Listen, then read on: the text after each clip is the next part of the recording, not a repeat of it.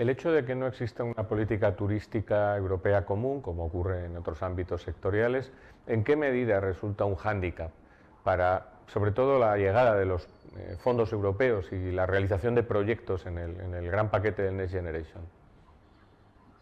Bueno, yo creo que ciertamente no hemos tenido, o sea, en primer lugar hay que hacer un mea culpa, ¿no? Un mea culpa sectorial. Probablemente el sector turístico español no ha tenido la capacidad, probablemente digo, de la capacidad de unificarse y tener la fuerza política y económica suficiente donde había que tenerla, en este caso, en Europa. Muchas veces no la hemos tenido tampoco ni en nuestro propio país.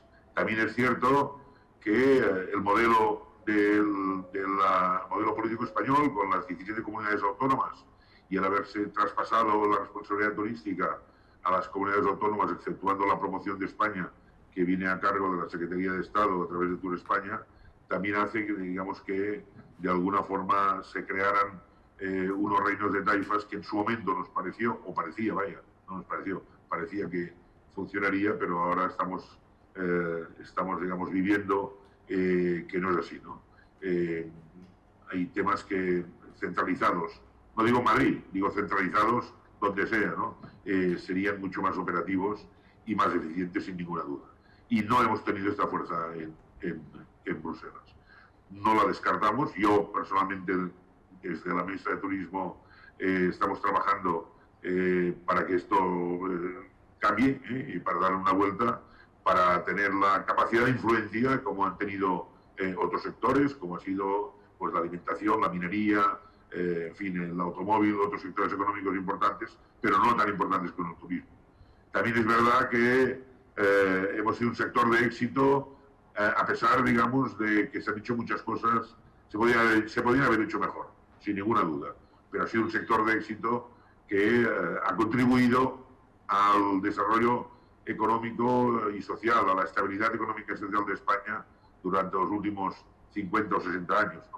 Damos empleo a 2,7 millones de personas, que son unas cuantas miles de familias, y sobre todo indirectamente lo estamos viendo en esta profunda crisis, que gracias al turismo hay otros sectores que también están muy perjudicados. Bueno, quizá lamentablemente tenía que llegar a una situación como esta para demostrarnos que donde hay que estar es en Bruselas, además de estar en Madrid y en las 17 comunidades autónomas, hay que estar en Bruselas, que es donde se deciden mucho el futuro de Europa, sin ninguna duda, y sobre todo el futuro de un sector que tendrá que coordinarse mucho mejor, digamos, desde un punto de vista europeo, sobre todo por eso que decía antes, ¿no? Para contribuir a este equilibrio político, económico y social que otros grandes potencias, si no, nos van a pasar por encima.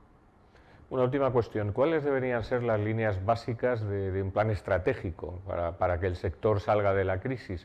Ha dicho usted claramente que las medidas tomadas por el Gobierno hasta ahora son insuficientes. Desde el sector, ¿qué demanda se hace de ese plan? Vamos a ver, voy a hacer un pequeño símil, ¿no? Ahora, el sector es como un enfermo que está en la UBI, en la cama, ya lleva meses, desde el mes de marzo, y está en el brazo izquierdo conectado a una vía que se llama ERTE, en el derecho a otra vía que se llama NICOS, una máscara para respirar, y el enfermo no ha muerto, pero está gravemente enfermo. Pero bueno, poco a poco, de alguna manera se le mantiene vivo, ¿no? Se le mantiene vivo. Con estas vías que he dicho, ERTE, ICOs y otras medidas, como han sido pues algún aplazamiento o algún tema de los alquileres, impuestos municipales que se han reducido al 50%, ahora la medida de bonificaciones sobre la social, etc.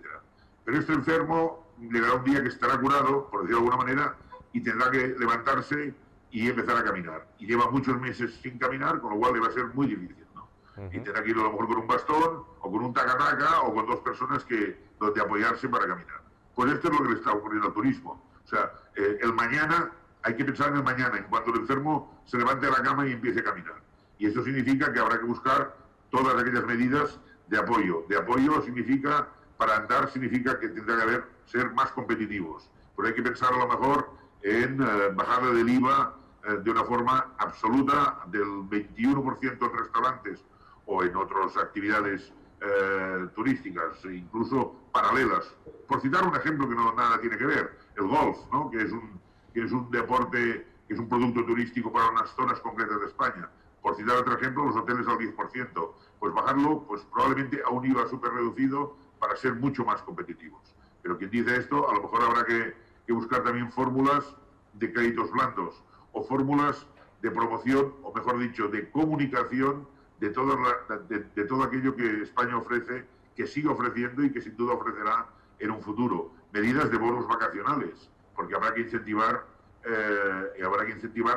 la venida nuevamente de clientela y de visitantes.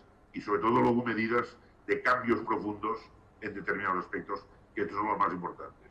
El tema de la sostenibilidad, el tema digamos, de los destinos maduros, que no obsoletos, el cambio, digamos, de modelo turístico tiene que ser absolutamente fundamental. La intermodalidad, por ejemplo, entre líneas aéreas y líneas férreas, en este caso aves.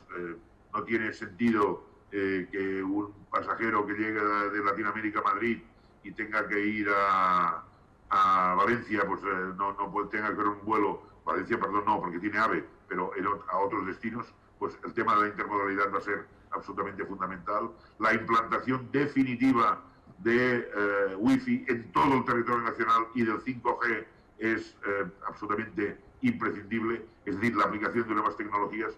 Todo esto no se contempla en las medidas que el Gobierno ha adoptado. ¿Es válido las que han adoptado? Sin ninguna duda.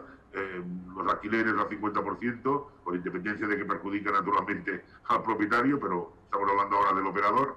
Medidas de tipo fiscal no son todavía todos los fuertes que deberían ser, o las más que fuertes, suficientemente, digamos, categóricas para la recuperación, y como tales nosotros pasamos en su día un documento con 21 medidas a través de la Mesa de Turismo, que algunas de ellas se han aprobado en este Consejo de Ministros de la semana pasada, pero queda mucho recorrido.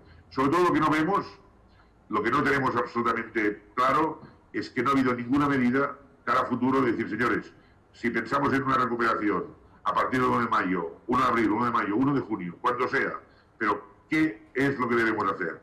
Sentarse el Gobierno con el sector privado, para que el sector privado de todos los subsectores turísticos, el hotelero, agencias de viajes, líneas aéreas, transporte, coches de alquiler, apartamentos turísticos, restauración, etcétera, y solicitarle, decir, ustedes cómo ven la situación, qué esperan que el Gobierno haga, qué podemos desarrollar para poder salvar a miles y miles y miles de empresas y sobre todo a los trabajadores, porque si no, auguro ciertamente problemas muy graves a partir del mes de marzo del 2021. Muy bien, muchísimas gracias, presidente. Ha sido un placer y sobre todo mucho ánimo y mucha suerte en el 2021, que es un año importantísimo para salir de la crisis y de un sector tan importante para nuestro país.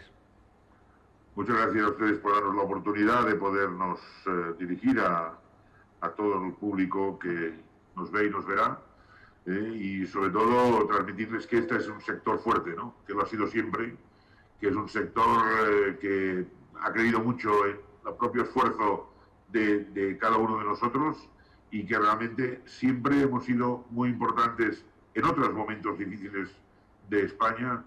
Siempre el sector turístico ha sabido estar a la altura de las circunstancias. Sin duda, volveremos a estarlo sin ninguna duda. Lo que ocurre es que esta vez no estamos en una crisis económica, ni en una crisis financiera. Estamos ante una crisis sanitaria, complicado además, con una situación política que no es la más favorable para poder encontrar las salidas pertinentes. Muchas gracias, repito, y hasta siempre. Gracias.